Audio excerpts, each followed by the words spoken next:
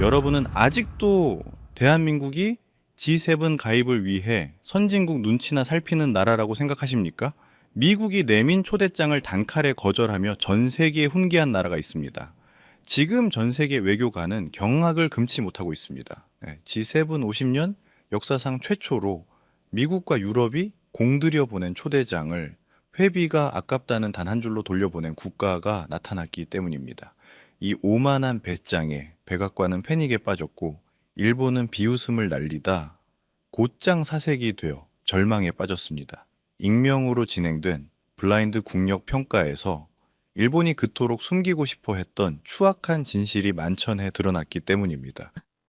세계 질서의 판도를 단숨에 박살내버린 이 소름 돋는 사건의 전말을 지금 공개합니다. 영상 시청 전 여러분의 구독과 좋아요, 알림 설정은 영상 제작에 아주 큰 힘이 됩니다. 제 이름은 카를 폰 리히터입니다. 저는 독일 연방 총리실의 수석 전략 보좌관이자 G7 정상회의를 준비하는 독일 측 수석 대표입니다. 쉽게 말해 실제 결정이 내려지는 방 안에 앉아 있는 사람입니다. 카메라에 비치는 발표가 아니라 그 이전의 방향이 정해지는 자리 말입니다. 어느 나라가 어느 시장에 접근할 수 있는지, 어떤 동맹이 어떤 무기를 받는지, 세계가 흔들릴 때 어떤 공급망을 지켜야 하는지를 정하는 곳이었습니다. 자정이 넘은 베를린이었습니다. 제가 근무하는 곳은 슈플의 강 서쪽에 자리한 독일 연방 총리청, 분데스칸첼러 암트였습니다. 거대한 유리와 콘크리트로 지어진 건물로 마치 영원히 버틸 것처럼 단단해 보이는 곳이었죠. 제 앞에 보안 단말기 화면에는 서울에서 온 암호화된 외교 전문이 열려 있었습니다. 4번을 읽었고 5번째로 다시 읽으려던 참이었습니다. 이 일을 이해하려면 G7에 대한 설명이 필요합니다. G7은 세계에서 가장 영향력 있는 7나라가 모이는 협의체입니다. 미국, 독일, 프랑스, 영국, 일본, 이탈리아, 캐나다, 그리고 하나의 블록으로 유럽연합이 참여합니다. 매년 정상들이 모여 세계 경제와 안보, 에너지 문제, 그리고 그 시점에 가장 위협이 되는 사안을 논의합니다. 그러나 정상회의는 겉으로 드러난 장면일 뿐입니다. 그 이면에서는 몇 달 전부터 저 같은 사람들이 움직입니다. 우리는 셰르파라고 불립니다. 정상들이 정상에 오르기 전에 합의문의 표현을 한 줄 한 줄 조정하고 정리하는 사람들입니다. 저는 늘 제 책상이 실제 결정이 이루어지는 자리라고 믿어왔습니다. 3달 전, 저는 전략회의에서 하나의 제안을 내놓았습니다. G7이 확대를 고민하던 시점이었습니다. 중국의 경제력이 커지는 상황에서 기술 공급망을 안정적으로 관리할 수 있는 새로운 회원국이 필요하다고 판단했습니다. 제 선택은 분명했습니다. 한국이었습니다. 한국은 반도체와 배터리 기술을 갖추고 있었고 조선 능력도 뛰어났습니다. 무엇보다 유럽 어느 나라보다 빠르게 무기를 생산할 수 있는 방위 산업을 보유하고 있었습니다. 저는 그 점을 근거로 강하게 설득했고 결국 제안은 통과됐습니다. 다음 단계는 한국의 G7 가입 절차를 시작하자는 공식 초청장을 보내는 것이었습니다. G7 역사에서 이 초청을 거절한 나라는 단 한 번도 없었습니다. 서울 외교 채널을 통해 한국 외교부 제1차관보에게 첫 번째 비공식 메시지를 보냈습니다. 표현은 신중했지만 솔직히 말씀드리면 답은 당연히 예스일 것이라고 생각했습니다. 거절이라는 가능성은 거의 고려하지 않았습니다. 50년 역사 동안 G7 초청을 거절한 사례가 없었으니까요. 가장 독점적인 자리에 초대장을 보냈는데 상대가 사양할 것이라고는 상상하지 않았습니다. 이틀 뒤 한국의 답변이 도착했습니다. 그것은 예스가 아니었습니다. 그렇다고 형식적인 노도 아니었습니다. 구체적이고 수치가 포함된 질문 목록이었습니다. 연간 회원 분담금의 정확한 계산 방식은 무엇인지, 중국과의 무역 손실이 발생할 경우 미국이 어떤 보상 체계를 제공하는지, 한반도에서 위기가 발생하면 G7 회원국이 자동으로 군사 개입을 보장할 수 있는지 등을 묻고 있었습니다. 감사의 뜻을 전하며 서두르는 나라의 질문이 아니었습니다. 계산을 하고 있는 나라의 질문이었습니다. 저는 2번째 메시지를 보냈습니다. 분담금을 낮추는 방안을 제안했고 우선적인 시장 접근권을 검토하겠다고 했으며 상징적인 조치도 함께 제시했습니다. 열흘 뒤 다시 전문이 도착했습니다. 대한민국은 현 시점에서 G7 가입이 실질적인 국익에 부합한다는 점에 대해 깊은 회의감을 갖고 있습니다. 정부의 최종 결론은 연간 회원 분담금과 기여금이 허울 뿐인 자리에 낭비될 것이라는 점입니다. 그 문장이 전부였습니다. 외교적 완충 표현도 형식적인 유감 표명도 여지도 남겨두지 않은 답변이었습니다. 간결했고 단호했습니다. 그리고 이유가 분명했습니다. 돈이 낭비된다는 것이었습니다. 세계에서 가장 영향력 있는 국제협의체가 대한민국 정부에 의해 좋지 않은 투자로 평가된 셈이었습니다. 저는 다시 그 문장을 읽었습니다. 그리고 책상 위 내선 전화를 들어 유럽 대외 행동청의 루카스에게 전화를 걸었습니다. 그는 오랜 동료이자 고위 관료로 수많은 외교적 위기를 겪어본 사람이었습니다. 직무 중에 감정을 드러낸 적이 거의 없는 사람이었죠. 제가 그 두 줄을 읽어주자 그는 잠시 말을 잇지 못했습니다. 그리고 낮게 묻다가 결국 목소리를 높였습니다. 한국이 거절했다고요? 칼을 정말입니까? 분담금 때문에 G7을 거절했다고요? 새벽 1시였습니다. 저는 제대로 반박할 수 없었습니다. 사실이었기 때문입니다. 하늘이 검은색에서 동트기 직전에 어두운 청회색으로 바뀔 무렵 비상 연락은 이미 모두 전달된 상태였습니다. 베를린 전역에서 차관급 인사들이 잠에서 깨어나고 있었고 워싱턴과 브뤼셀의 담당자들이 보안 회선에 접속해 있었습니다. 소식은 서방 외교 네트워크 전반으로 빠르게 퍼져나갔고 모든 통화에서 같은 질문이 반복됐습니다. 어떻게 이런 일이 가능했는가? 저는 책상에 앉아 아버지를 떠올렸습니다. 아버지는 한국 전쟁 직후인 1950년대에 한국에서 적십자 의사로 근무하셨습니다. 어린 시절 저는 아버지의 일기를 여러 번 읽었습니다. 거기에는 잿더미와 굶주림의 땅이 기록되어 있었습니다. 아버지는 한국이 외부의 도움 없이는 살아남기 어려운 나라라고 적었습니다. 100년이 지나도 원조에 의존할 것이라고도 쓰셨습니다. 저는 그 말을 들으며 자랐고 그 인식을 바탕으로 한국을 이해해왔습니다. 그런데 새벽 4시 반의 베를린에서 저는 분명히 느끼고 있었습니다. 무언가가 달라졌다는 사실을요. 무엇이 어떻게 달라진 것인지는 아직 알 수 없었습니다. 하지만 해가 뜨기 전까지는 반드시 그 이유를 알아내야 한다는 것만은 분명했습니다. 새벽 6시가 되자 제 사무실은 이미 사람들로 가득 차 있었습니다. 비서실 차장이 먼저 도착해 있었고 외무부 차관보 2명도 자리를 잡고 있었습니다. 연방정보국 선임 분석관은 방 한쪽에 앉아 노트북을 펼쳐놓고 있었는데 무언가를 삼킨 듯한 굳은 표정이었습니다. 비서가 커피를 한 쟁반 들고 들어왔지만 아무도 손을 대지 않았습니다. 시선은 모두 저에게 향해 있었습니다.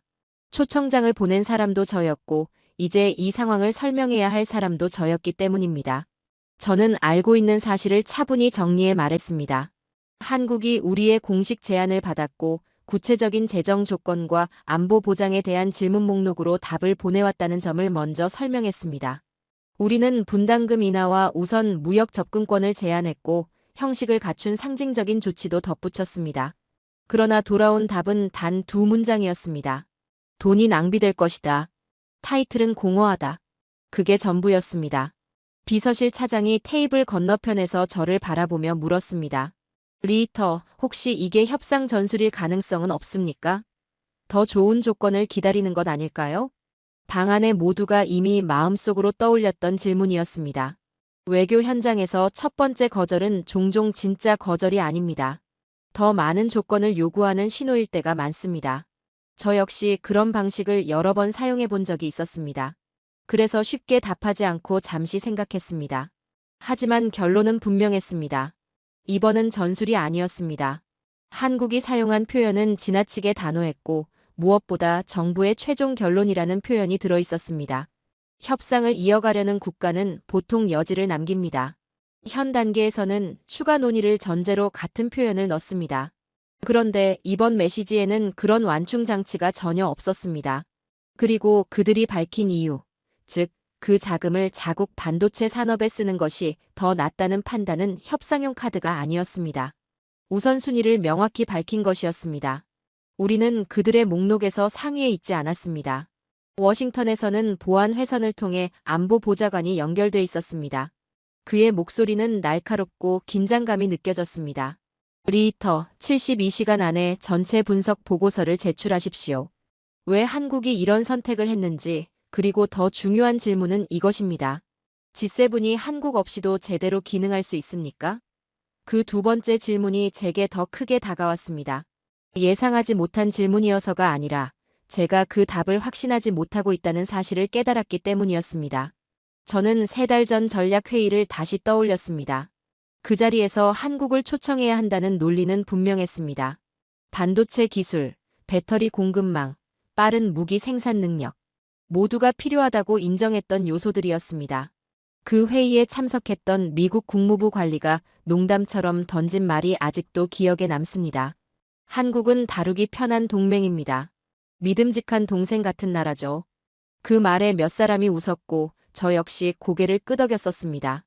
오랫동안 그렇게 믿어왔기 때문입니다.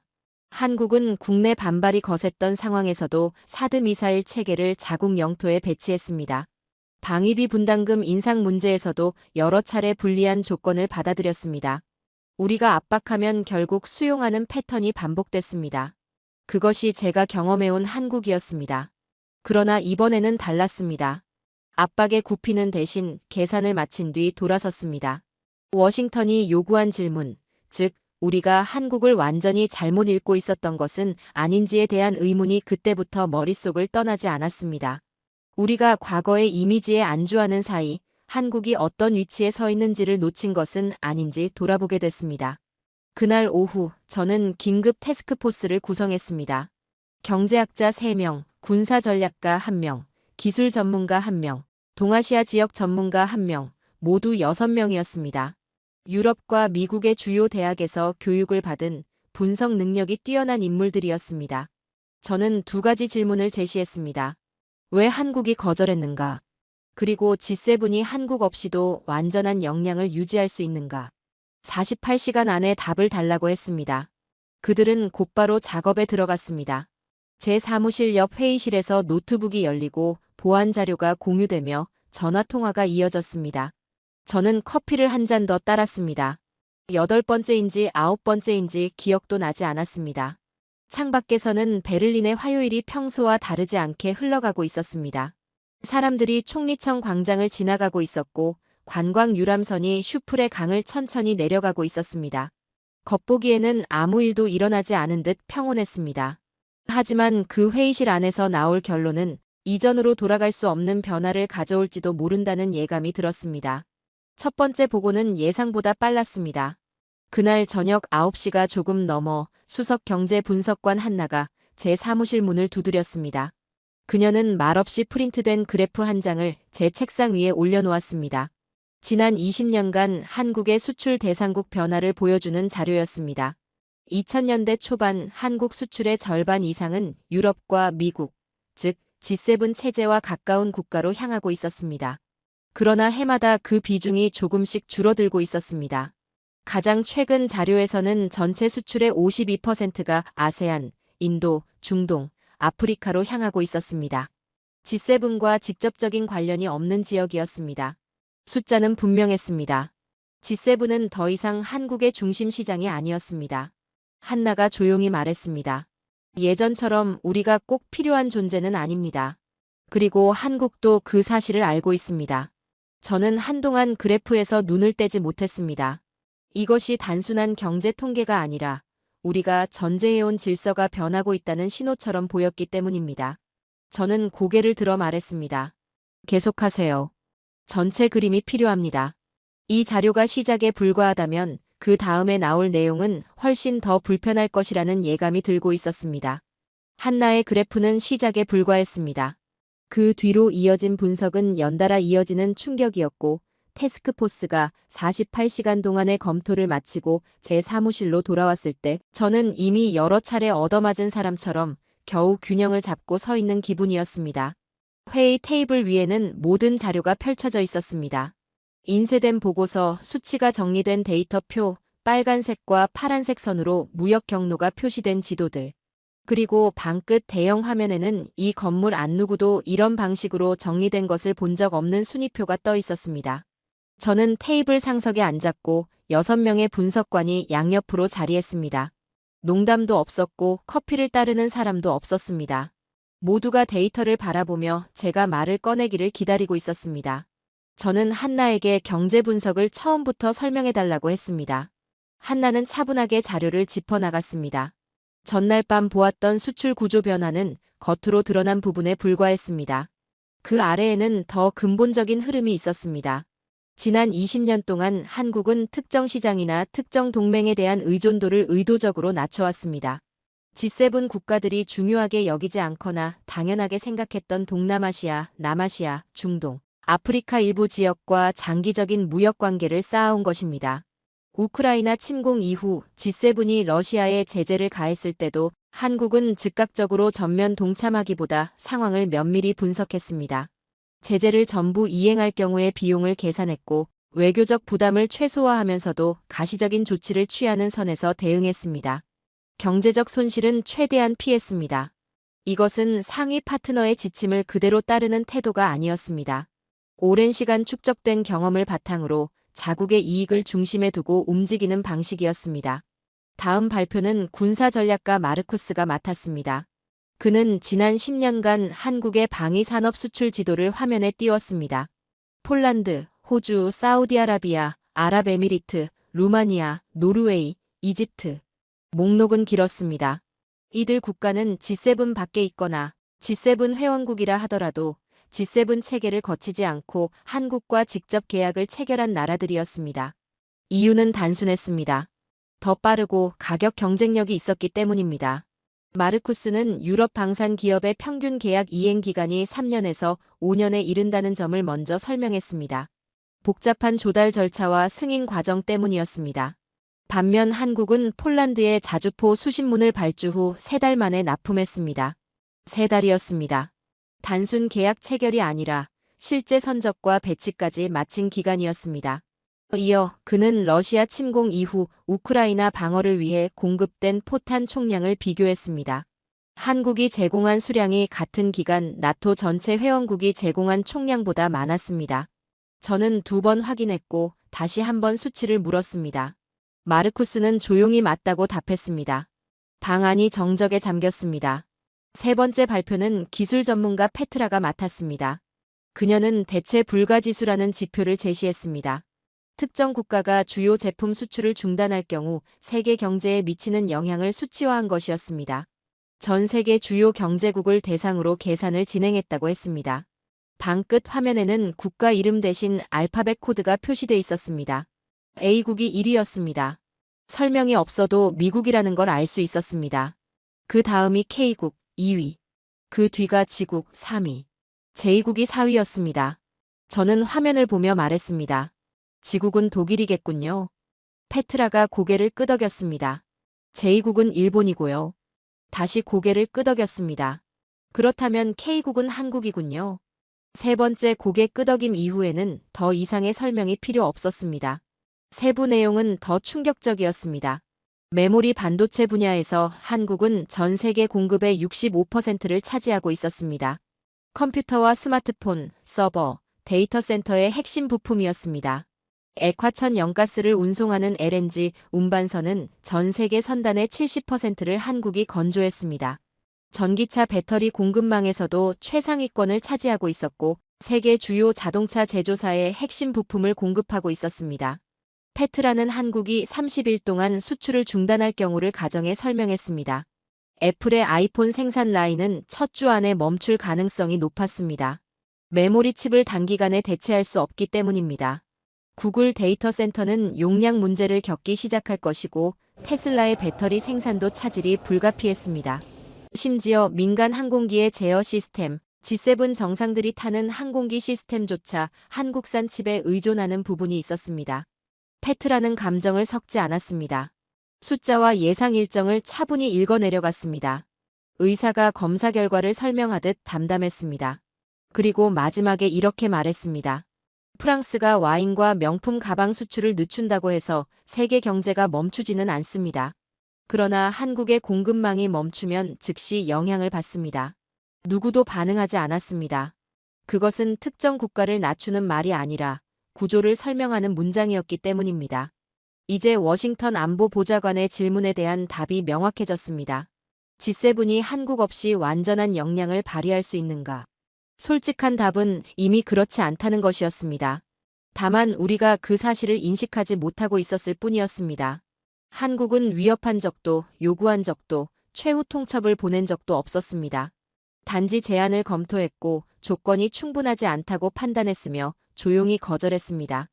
그 과정에서 의도했든 아니든 힘의 균형이 이미 이동했다는 사실을 드러냈습니다. 그리고 그 변화를 가장 늦게 알아차린 쪽이 우리였습니다. 자정이 조금 지나 태스크포스를 해산한 뒤 저는 혼자 사무실에 남았습니다. 보고서를 작성해야 했습니다. 독일 총리와 미국 국가안전보장회의, 유럽위원회 고위 지도부, 그리고 G7 각국의 셰르파 대표들이 읽게 될 문서였습니다. 그들 중 누구도 듣고 싶지 않은 내용을 담아야 했습니다. 그리고 그 다음 단계는 파리에서 열릴 회의였습니다. 저는 그 장면이 벌써부터 떠올랐습니다. 데이터가 처음 공개되는 순간의 침묵과 곧이어 나올 반응들. 그들이 처음에는 부정할 것이라는 점도 알고 있었습니다. 그러나 한 가지는 분명했습니다. 한국에 대해 다시 한번 잘못 판단하는 일은 이제 감당할 수 없는 실수가 된다는 사실을 그들이 이해하도록 만들어야 한다는 것이었습니다. 베를린 태스크포스 브리핑이 끝난 지 일주일 후 저는 파리 16구의 한 건물 앞에 서 있었습니다. 조용하고 고급 주택이 밀집한 지역이었고 넓은 가로수 길과 오래된 석조 건물들이 늘어서 있었습니다. 관광객은 거의 보이지 않았습니다. 겉으로 보기에는 법률 회사나 투자 회사가 입주해 있을 법한 평범한 건물이었습니다. 건물 외벽 어디에도 이곳의 정체를 드러내는 표시는 없었습니다. 의도된 침묵이었습니다. 안으로 들어가 엘리베이터를 탔습니다. 위층이 아니라 지하로 내려갔습니다. 엘리베이터는 키카드 인증과 지문, 홍채 확인을 거쳐야만 작동했습니다. 문이 열린 곳은 창문 하나 없는 방이었습니다. 벽마다 방음 패널이 붙어 있었고 긴 직사각형 테이블과 8개의 의자가 놓여 있었습니다. 실내 공기는 약간 가압된 느낌이었고 외부와 완전히 차단된 공간이었습니다. 무선 신호 차단 장치가 설치되어 있어 전화, 인터넷, 어떤 종류의 통신도 오갈 수 없었습니다. 이 방에서 오간 말은 구조적으로도 물리적으로도 밖으로 나갈 수 없게 되어 있었습니다. 테이블에는 G7 각국과 EU의 셰르파 대표들이 앉아 있었습니다. 매 정상회의 주기마다 함께 일하는 사람들입니다. 정상들이 사진을 찍는 동안 실제 협상을 진행하는 실무 중심부였습니다. 대부분 오래 알고 지낸 사이였습니다. 여러 도시에서 함께 협상했고 갈등을 겪었고 저녁 식사를 나눴습니다. 보통은 이 방에 들어서면 익숙함을 느꼈습니다. 하지만 그날은 달랐습니다. 제가 가져온 보고서가 이 방의 공기를 바꿀 것이라는 걸 알고 있었기 때문입니다. 회의는 프랑스 수석 셰르파 앙투안 르페브르가 시작했습니다. 프랑스의 대표적인 행정 엘리트 교육기관 출신으로 흰색 맞춤 정장에 포켓스퀘어를 단정히 꽂고 있었습니다. 그는 한국의 거절을 믿기 어렵다고 표현한 뒤 곧바로 한국을 다시 협상 테이블로 끌어들이는 방법을 논의하자고 했습니다. 영국 대표 윌리엄 하트경은 찻잔을 내려놓으며 진지한 국가라면 G7 초청을 거절할 수 없다고 말했습니다. 일본 대표 와타나베는 팔짱을 낀 채 아마 한국이 아직 준비가 되지 않은 것 아니겠느냐고 했습니다. 이런 수준의 회원 자격에는 성숙도가 필요하며 G7이 어느 신청국을 위해 기준을 낮출 수는 없다고 말했습니다. 저는 그 말을 들으며 와타나베의 표정을 지켜봤습니다. 작은 만족감이 스쳐 지나갔습니다. 일본과 한국은 긴 역사적 관계를 갖고 있고 G7에서 유일한 아시아 회원국이라는 일본의 위치는 공식적으로는 잘 언급되지 않지만 분명한 의미를 지니고 있었습니다. 한국의 거절이 문제를 자연스럽게 정리해 주었다고 생각하는 듯 했습니다. 그러나 상황은 그렇게 단순하지 않았습니다. 저는 자리에서 일어나 익명국가 역량평가를 제안했습니다. 27개 국가를 3가지 기준으로 비교하자는 것이었습니다.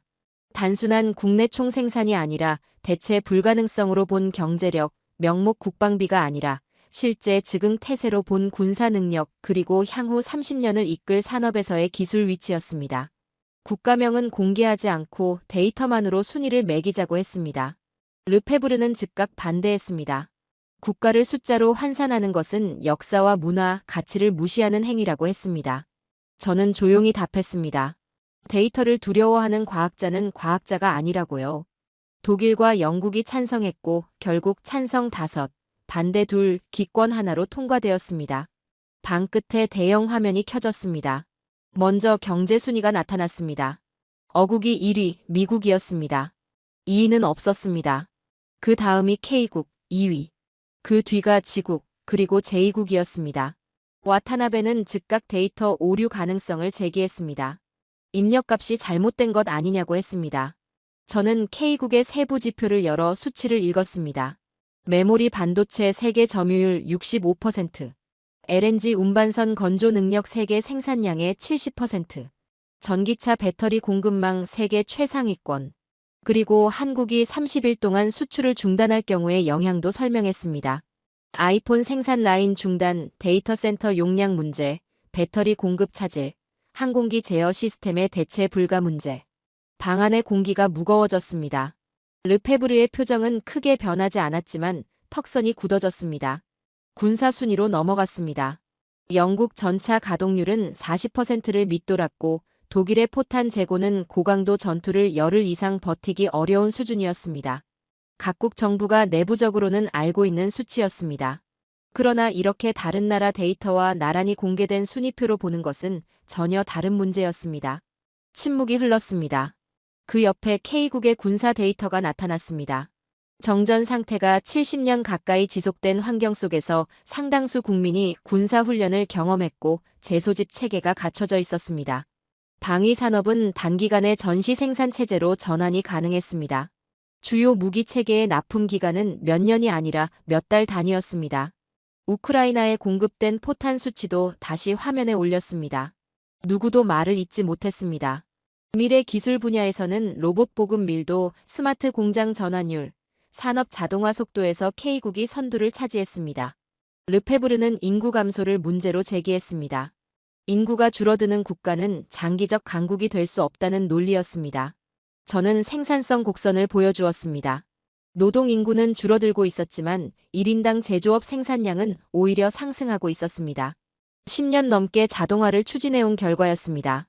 인구 곡선과 생산 곡선은 서로 반대 방향으로 움직이고 있었습니다. 쇠퇴가 아니라 다른 방식의 성장 모델이었습니다. 마지막으로 K국이라는 코드 옆에 대한민국 국기가 표시되었습니다. 방은 조용했습니다. 즉각적인 반박이 나오지 않는 침묵이었습니다.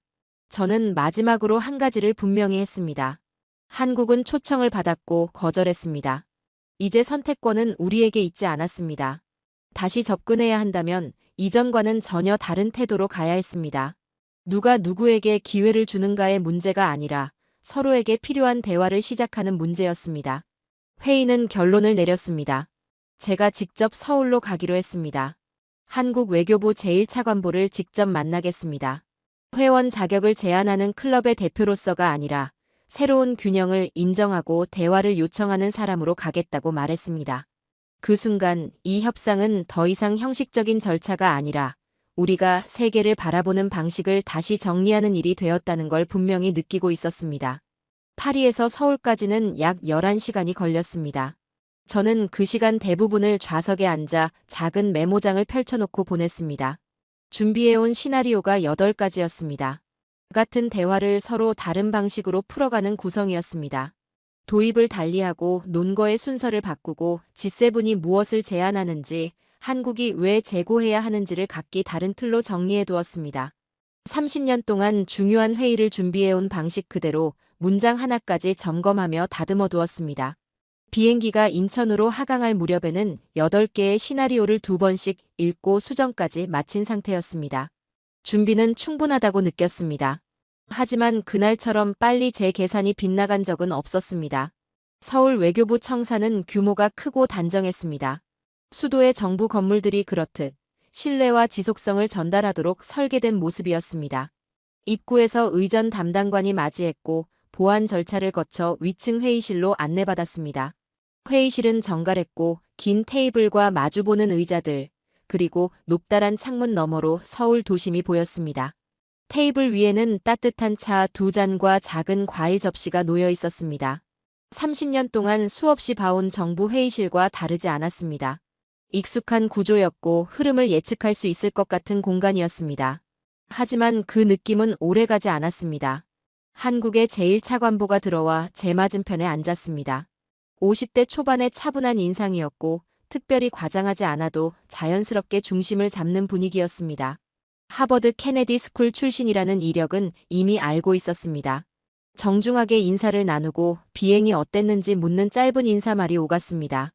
그리고 제가 본론을 꺼내기도 전에 그가 먼저 질문을 던졌습니다. 리히터 씨, 우리를 동등한 상대로 대하러 오신 겁니까? 아니면 우리를 고용하러 오신 겁니까?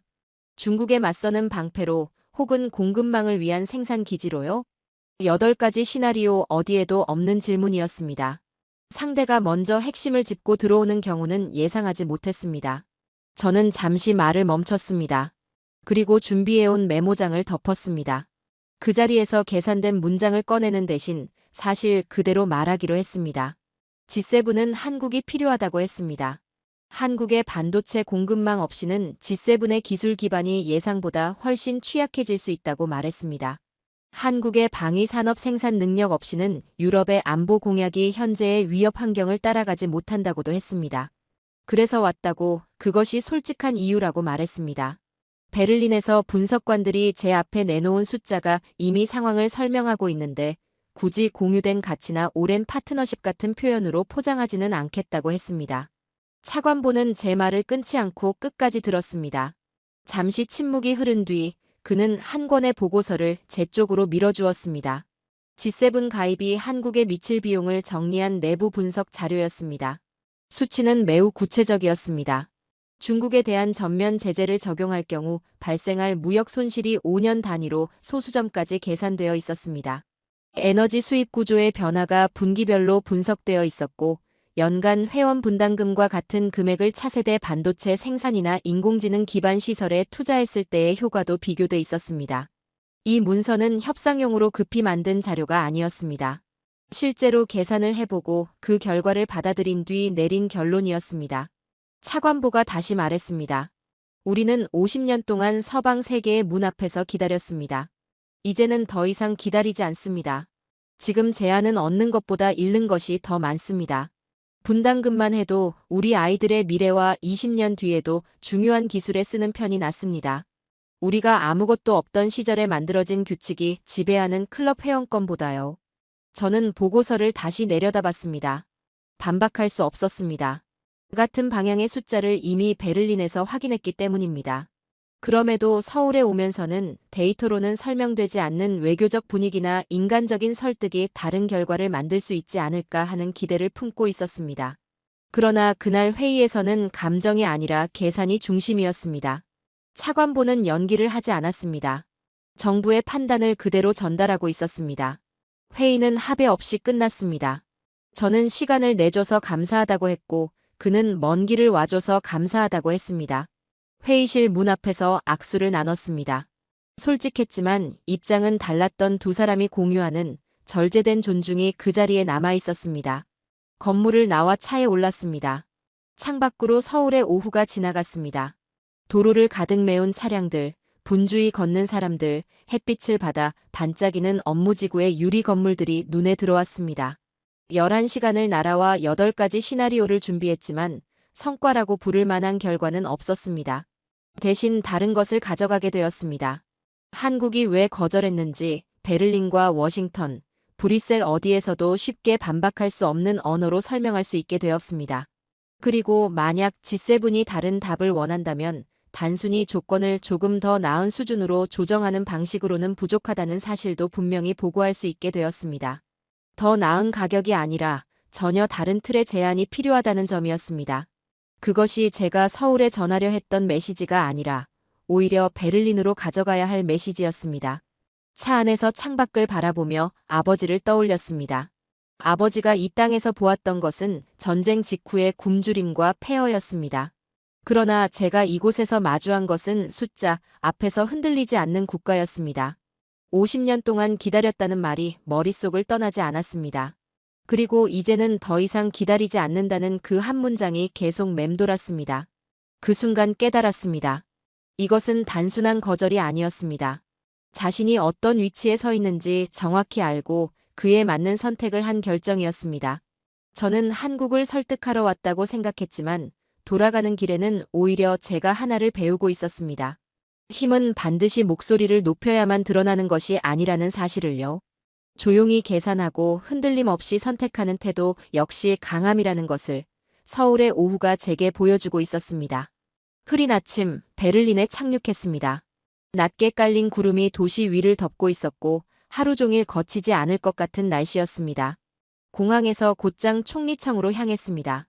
기내에서 입고 있던 옷 그대로였고 서류 가방에는 한국 측이 제공한 비용 분석 보고서 사본이 들어 있었습니다. 총리 집무실은 따뜻했습니다. 제가 들어섰을 때 총리는 이미 자리에 앉아 있었습니다. 기다리고는 있었지만 과연 듣고 싶은 이야기일지는 확신하지 못한 표정이었습니다. 저는 결과를 그대로 보고했습니다. 한국의 입장은 변하지 않았습니다. 회원 분담금, 중국과의 무역 단절로 인한 손실, 러시아 제재에 따른 에너지 비용 상승 가능성까지 모두 합산한 결과 서울의 계산은 손해 쪽으로 기울어 있었습니다. 한국 정부는 같은 자금을 반도체와 인공지능 개발에 투자하는 것이 G7 테이블에 앉는 것보다 국가에 더 큰 이익이 된다는 결론을 이미 내려놓은 상태였습니다. 총리는 의자에 등을 기대고 천장을 한동안 바라보았습니다. 그리고 조용히 말했습니다. 50년 전에 우리가 먹여 살렸던 나라가 이제 우리 테이블에 앉을 가치가 없다고 하는 겁니까? 그 질문은 이미 비행기 안에서 여러 번 떠올려 본 것이었습니다. 여러 각도로 생각해봤고 착륙 무렵에는 답이 분명해졌습니다. 저는 이렇게 말씀드렸습니다. 우리 테이블이 가치 없어서가 아니라고요. 한국이 스스로 더 큰 테이블을 만들었기 때문이라고요. 이 관계에서 힘의 중심은 이미 이동했습니다. 서울에서 있었던 일을 단순한 거절로 받아들이는 것은 정확하지 않습니다. 그것은 신호였습니다. 앞으로 어떤 협력에 참여할지, 무엇을 받아들이고 무엇은 받아들이지 않을지에 대한 분명한 신호였습니다. 계산이 끝난 뒤에 나온 결정이었습니다. G7이 다시 서울을 찾을 수는 있습니다. 하지만 다음번에는 분담금을 조금 낮추거나 공동성명 문구를 조정하는 방식으로는 부족합니다. 실질적인 조건을 가져가야 합니다. 한국을 필요에 따라 불러들이는 대상이 아니라 대체하기 어려운 산업과 기술 역량을 가진 동등한 파트너로 인정하는 조건이어야 합니다. 총리는 아무 말 없이 제 이야기를 들었습니다. 그 침묵 속에서 상황이 이미 과거로 돌아갈 수 없다는 사실을 서로 이해하고 있다는 느낌을 받았습니다. 집무실을 나와 제 사무실로 돌아왔습니다. 몇 주 전 한국의 첫 번째 거절 메시지를 읽었던 바로 그 자리였습니다. 서류 가방을 열고 아버지의 일기를 꺼냈습니다. 서울로 갈 때 챙겨갔지만 결국 한 번도 펼치지 않았던 노트였습니다. 익숙한 문장을 다시 읽었습니다. 전쟁 직후의 한국을 묘사한 기록이었습니다. 스스로 설 수 없고 아이들에게 미래가 보이지 않으며 오랜 시간 외부의 도움에 의존할 수밖에 없을 것이라는 전망이 적혀 있었습니다.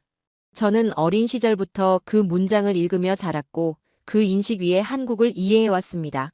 하지만 이제는 그 틀이 더 이상 유효하지 않다는 사실을 인정해야 했습니다. 창밖의 베를린을 바라보았습니다. 완성해야 할 보고서가 남아 있었습니다. 워싱턴, 브뤼셀, 파리, 런던, 로마, 오타와, 도쿄로 보내질 문서였습니다.